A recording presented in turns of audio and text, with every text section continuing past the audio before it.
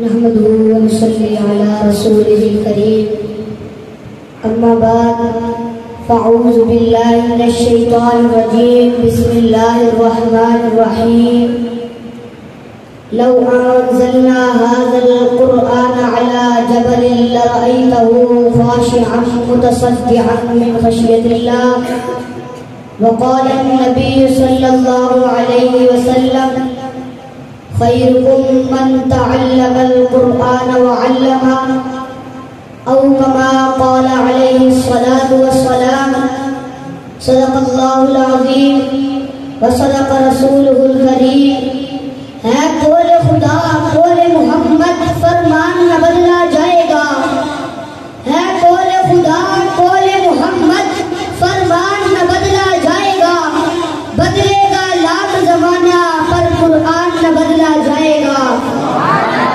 اور محترم اساتذہ کرام اور محترم علماء کرام اور دور قریب سے تشریف لانے والے میرے بزرگ بھائیوں اور دوستوں طالب علم ساتھیوں السلام علیکم ورحمۃ اللہ وبرکاتہ۔ وعلیکم السلام ورحمۃ اللہ وبرکاتہ۔ آج میں آپ حضرات کے سامنے فضیلت قرآن کے موضوع پر لب کشائی کرنے کی جسارت کرنا چاہتا ہوں۔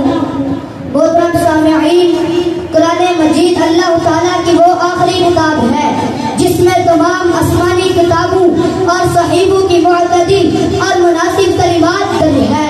یہ کتاب کلمات کے لیے روح اور حقیقی حیات ہے۔ اللہ تعالیٰ نے اس کتاب کو سب سے اعلیٰ اور رافع قرار دیا اور فرمایا ذالک الکتاب لا ریب فیہ، یہ وہ کتاب ہے جس میں شک و شبہ کی کوئی گنجائش ہی نہیں۔ محترم سامعین، میں نے قرآن سے پوچھا اے قرآن تیرا نام کیا ہے؟ قرآن نے جواب دیا قرآن مجید، میرا نام قرآن مجید ہے۔ میں نے قرآن سے پوچھا اے قرآن تیری زبان کیا ہے؟ قرآن نے جواب دیا بلسان عربی مبین، میری زبان عربی ہے۔ میں نے قرآن سے پوچھا اے قرآن تیری حفاظت کی کیا گارنٹی ہے؟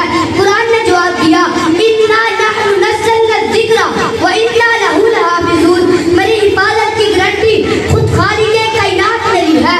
میں نے قرآن سے پوچھا اے قرآن تجھ میں کوئی شک و شبہ کی گنجائش تو نہیں؟ قرآن نے جواب دیا ذالک الکتاب لا ریب فیہ، اس کتاب میں شک و شبہ کی کوئی گنجائش ہی نہیں۔ میں نے قرآن سے پوچھا اے قرآن تجھے کون لایا؟ قرآن نے جواب دیا نزل بہ الروح الامین۔ میں نے قرآن سے پوچھا اے قرآن تو کس پر آیا؟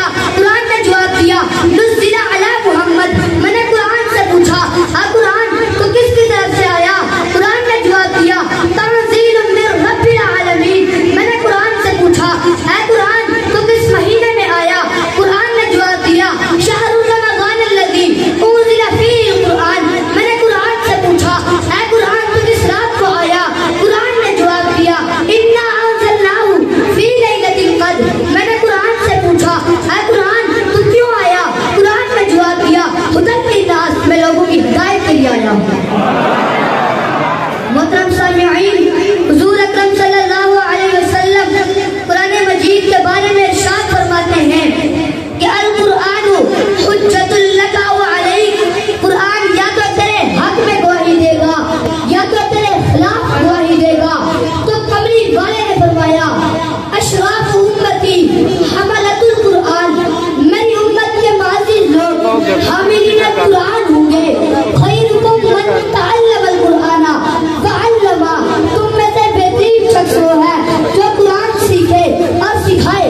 محترم سامعین، یہ اس قدر مقدس کتاب ہے کہ جس کے بارے میں اللہ تعالیٰ نے فرمایا اگر ہم یہ قرآن مجید پہاڑ پر اتارتے تو پہاڑ بھی اللہ تعالیٰ کے حکم سے کب کر پھٹ جاتا، اور قرآن مجید وہ راستہ بناتا ہے جو سب سے سیدھا اور ایمان والوں کو خوشخبری سناتا ہے۔